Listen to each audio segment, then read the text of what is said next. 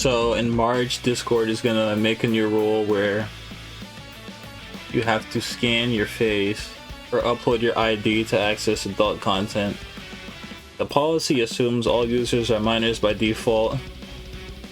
So the key changes are, if you want to see something flagged as 18 plus, you have to scan your face or your ID.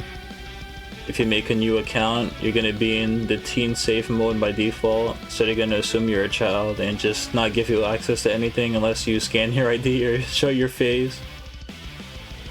Then there's this AI inference thing where Discord is going to use AI to scan everything you're doing and just guess if you're a kid or not. So they can literally just say you're a kid by accident and then take away all your features.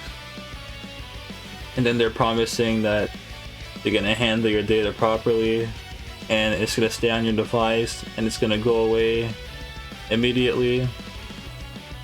And the problem with this is that there's so many ways to get around the Face ID and scanning thing, so it's not even going to work. So all you have left is a billion-dollar company just scanning your face and stealing your ID. And in the past they have handled it very bad. Like, it just doesn't even work at all. And they don't care about your data and keeping it safe. Thanks for watching.